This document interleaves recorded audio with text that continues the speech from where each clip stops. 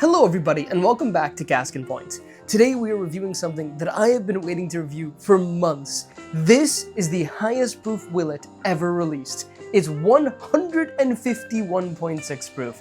Yes, you guys heard that right, it is 75.6% alcohol. So not only does it break the hazmat barrier, it breaks that ultra hazmat barrier, 150 proof. It is 151.6 proof, and it is actually the only Willett to break 150 proof to my knowledge. So really a very special barrel there. And this actually includes all of their source barrels to my understanding. That if you look through all of the whiskeys they've ever released under the Willett family estate label, these tall, gorgeous bottles here, not a single one has ever reached this 151.6 proof. Now, this was released approximately 2 years ago, and this is actually Willett's own distillate. Now, it comes from an abnormally high proof, high rye run, and as you guys know, I'm a big fan of Willett. I've done reviews on all the different mash bills, and I've really had a lot of fun with it. But to break it down a little bit here, so Willett does have 6 different mash bills, 3 primarily for the bourbons. There's your high corn mash bill, your original mash bill, and then your high rye mash bill, and I'll put all this information on your screen.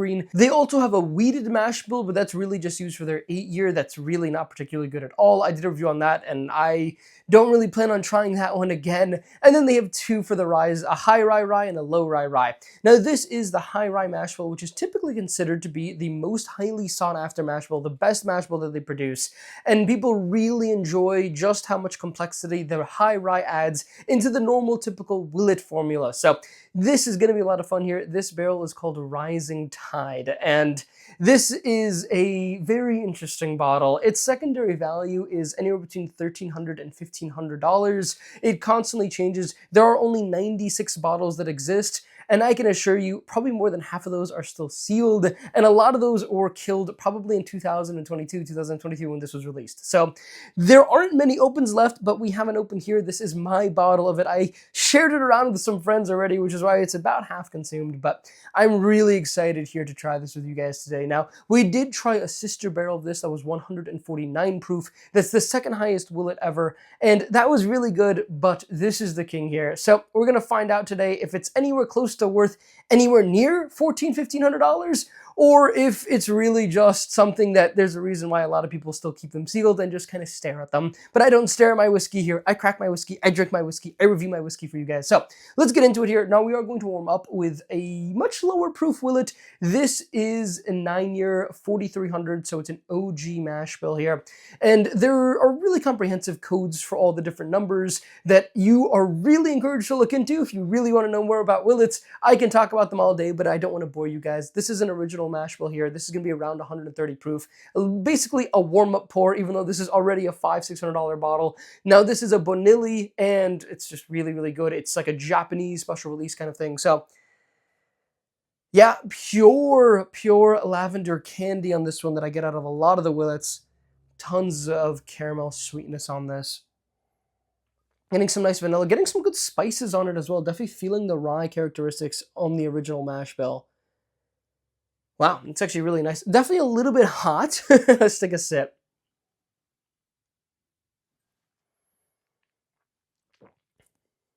It's really good. It's really good. In the mid palate there, you get into some really nice raspberry jam. Typically, my favorite note on Willett's is going to be that raspberry jam. I don't get it a ton on the high rise. The high rise give me a different kind of complexity on it, but a lot of the originals that are really good, 4300s, I get it out of a lot of the mid 3000s, really good stuff. And it's definitely a little bit on the hotter end, but I still really do enjoy that. Just solid, just super solid stuff. For the money, probably not worth it, but well, it's never really worth it for the money, but it's just really good. And because it's really good, it costs what it costs.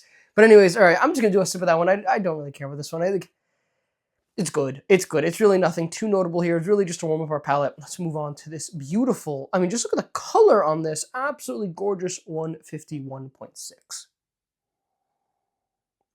Wow, super rich oakiness on this. It's actually an oakiness that I think is reminiscent of a much older whiskey. I mean, that kind of color, very rare on a 9-year. I mean, that's interesting. I mean, you can say, I mean, this is a 9-year here and looks much closer to what I typically expect out of a 9-year. So, I mean, there's definitely some short barrel characteristics on this one. 96 yield, not super short. I mean, we see shorties that are close to like 50, 40, even 30 bottles here on the channel sometimes. So 96 is definitely in the shorter camp, but it's not super short. But I mean, just the color in the bottle is absolutely gorgeous here.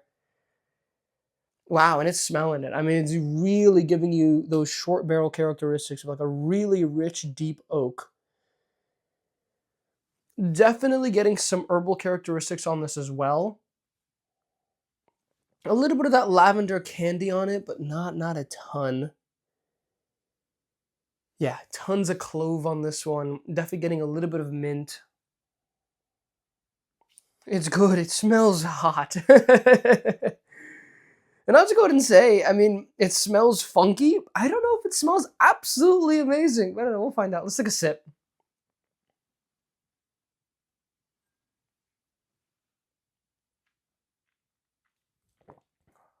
Wow, that's really good. It's pretty similar to the 149 proof that we tried a few months ago. Except this one actually brings quite a bit more fruit on it. And that makes it, I think, a good bit better. Is it worth $1,400? No. It's not. But honestly, it's a good $400 or $500 bottle. I mean, the MSRP on that bottle is probably somewhere in that range. For that, it's solid. Now, the groups that were lucky enough to get these bottles, I mean, definitely props to them. I think a lot of these bottles ended up in the DC market.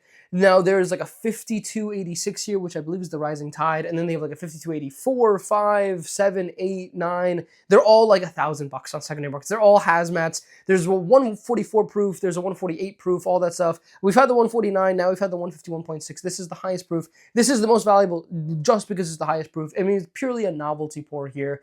And people really aren't drinking this because they just think it actually tastes that good. They're buying it and keeping it and staring at it because they don't think Willett will ever achieve that kind of proof again. And it may very well not, but I don't know. I'm of the camp that I think all things are eventually going to be beaten. All records are meant to be broken. And staring at this bottle when it's worth that much money just for one day for them to announce a 153 proof, and then this bottle drops 50% in value, what's the point of that? Enjoy the whiskey. See if it's actually good. Share it with friends. That's what I do. No regrets here. I mean, this is super delicious.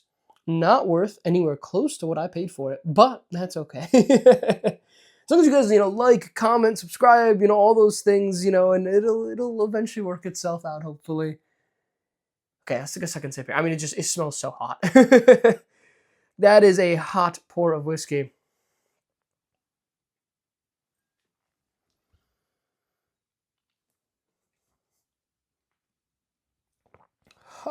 I will say, it's nice trying something that's 151.6 proof that I'm not going to run around and tell you, wow, this drink's 120 proof. Because for some reason, people love to say this about hazmats. They love to say, wow, this is the hazmat barrel that drinks 125, that has all the flavor of a 140 proof, but it drinks 125. Now, this drinks hazmat, all right?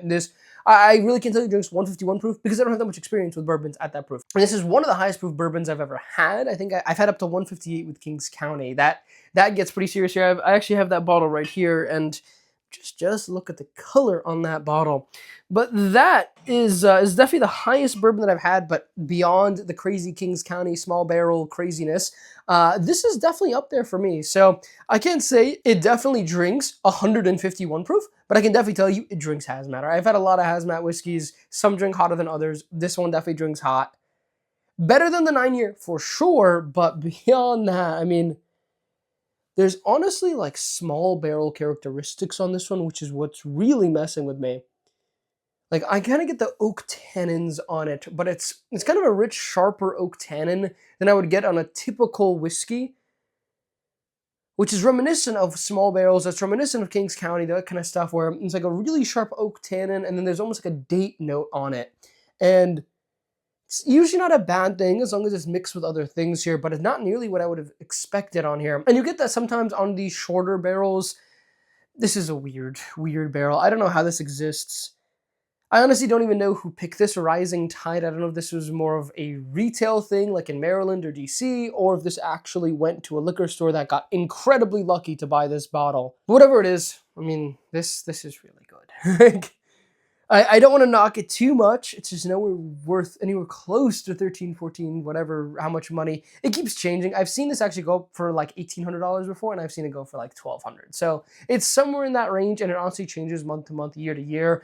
And so it's really all about when somebody decides, I really want one of those. And then somebody that actually has one that's been staring at it and it's been sealed finally decides, okay, I'll sell mine for that price. So it's an inconsistent market. But anyways, here, let's take the final sip here. Let's give it a rating.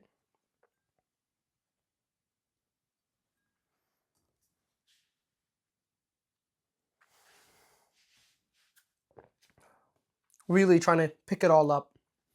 I mean, wow. A bold pour, a brash pour, drinks hot. I don't love the oak structure on that. It does have a really sharp oak tannin to it that I just don't absolutely love. I will say, when I look beyond that, I get a real nice cherry note that I don't typically get off Willett. I do get that lavender candy that I really look at a Willett. I get some of that raspberry jam. I get spiciness on it. I get some herbalness on it. I definitely get, the clove, the mint, stuff like that. That is a very complex pour, a very funky pour. Definitely not an everyday sipper. Definitely not something that I would drink again anytime soon. But the kind of thing that, if a bottle was like $500, I'd honestly be very excited for it. The fact that it's worth as much as it is makes me just feel kind of bad. But it is really good here. I mean, just a real stellar pour. Just not one that I'm going to tell you is worth anywhere close to the money. I'm going to go ahead and rate that an 8.7. Which is to say, I mean, $500-600, I honestly would feel really good about that. And it's still a very good pour. But I've had Willets that are better. It's definitely not my favorite all-time Willett, but it is up there. Like, it's probably top 5 of 35, 40 that I've had. And it's really quite the pour. I keep just admiring the gorgeous, gorgeous color on this whiskey. But really, it's a good bottle. You aren't missing too much if you don't try it, but if you ever get the opportunity to try it, keep it at trying it. An ounce, 2 ounces, that's really all you need out of this whiskey. Find people like me that will go buy a bottle and share it with friends and stuff like that. And, try it that way, because you don't need to own a bottle of that whiskey. But anyways, let's go back to this 9-year a little bit here. And as expected, it kind of tastes like water. It's pretty good, but nowhere close. I mean, that's going to be like 8.3 for me, 8.4. So it's solid, but it's nothing particularly special. I think it's just a solid 9-year. But that 9-year is really, really good. But anyway, I hope you guys all had fun here. This was a fun review. Hope you all have a lovely rest of your day, and I'll catch you all in the next one.